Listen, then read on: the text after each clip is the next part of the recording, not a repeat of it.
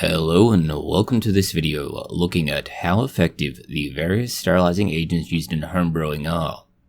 When brewing, sterility of equipment and tools is essential. Without this, you must be concerned contamination will occur. In fact, it's very likely to occur. At best, this will lead to short-term storage issues followed by problems with spoilage. Middling is the flavor and aroma of your brew is ruined, and in the worst case scenario, you create a bottle or similar of food poisoning. Because of this, there is a range of products available. These go from commercial preparations specially made for sterilizing to what could be roughly described as a homemade equivalent.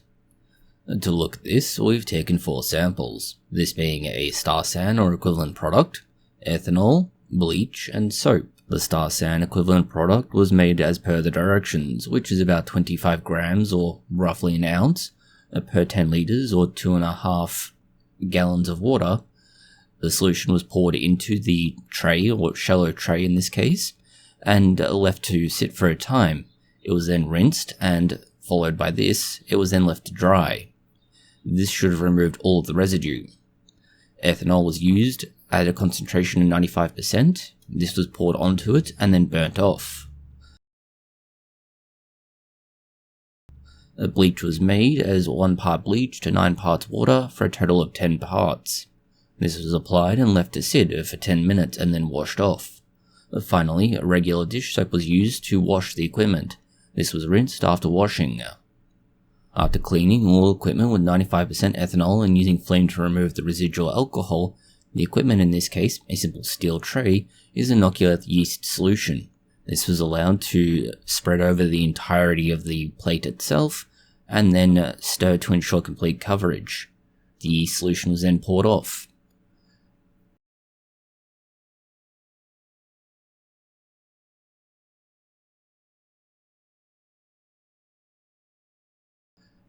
After this, a sample was taken and inoculated on one side of the agar plate. The equipment is now cleaned as per the described method for each sterilizing agent. The surface was left to dry, and the equipment was then sampled again. And this is repeated for the 4 sterilizing agents as we've described them. Now we have 4 plates, with 1/2 of each dedicated to either the before or after result of the sterilizing agent we used. Also a reminder, make sure you label both the top and bottom of the plate that you are using. A bit of a sore spot for us after having to rerun this little experiment due to that mistake. And now for the culture time. The plates were cultured at approximately 20 degrees Celsius or 68 freedom units for 2 days or 48 hours.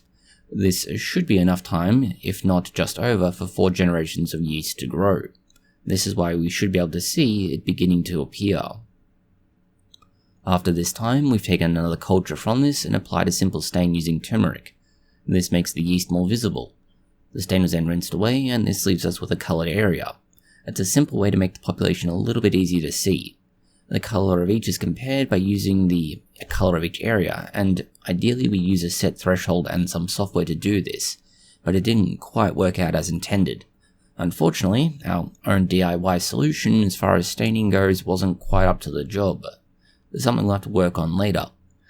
In a more, let's say, professional setting, you have stains that can be used that can be run as a marker for the colonies themselves. Each of the colonies will be marked by itself, and you can use something like ImageJ or even Photoshop to measure the size and therefore the amount of the colony area.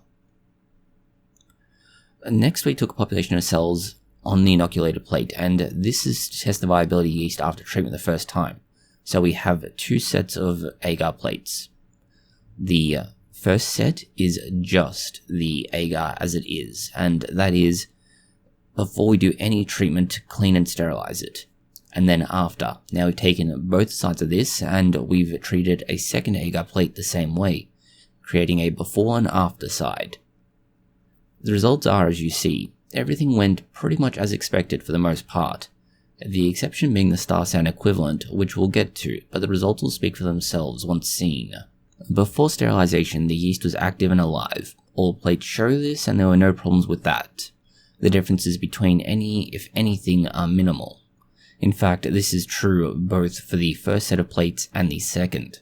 So it doesn't matter whether or not we're doing a subsequent generation after this or not, so this shows that the yeast is alive, active and well, effectively a control. After treatment, things do get a bit more interesting. Ethanol is very good, with almost no yeast to speak of in the first set of plates. Bleach is much the same. The star san equivalent was a slight hiccup as it began to destroy the agar plate. And then finally, soap was not as effective. It definitely knocked down the yeast, but there was some left, and you can see that. The second culturing attempt shows much the same result with regards to the before. However, the after is slightly more awkward. With a bit more time, the small amount of yeast that survived the sterilization did start to take off on all the plates, barring the star san equivalent. The star san equivalent, through some bizarre phenomena, literally started to melt the agar. Not sure what happened with this, but it is what it is. Despite this, the sterilizing agents all showed an adverse effect on the yeast population. When ranked the worst, you have soap and ethanol. Arguably, bleach and star san are similar products, both are based on effectively a chlorine product, and therefore they can in a way be compared. However, one is somewhat easier to handle than the other. We will add that although we used a very streamlined and simple demonstration, some products can be applied differently to how we use them. For example, a bleach can be left to sit for 30 minutes. We chose less time to create a comparable scenario. However, that does mean that we're not entirely using the product as intended. Further, we will point out that, in theory, all of these products should be a second use, well, barring the soap. That's because you should wash your equipment first, then sterilize it. Washing and sterilizing are different processes. Washing removes as much physical contamination as possible. This would include at least some of the yeast in this case. Then you would sterilize to try and get rid of any remaining microbial life.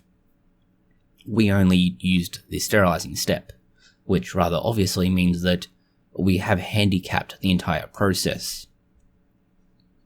Overall, you can see how some sterilizing methods are better than nothing, and certainly so when you look at whether or not the differences at the first generation, that is after 2 days, are not that great.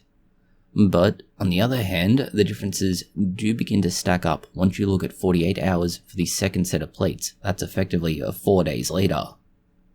At the same time, the choice to use alcohol for this and not drink it does seem like a bit of a waste.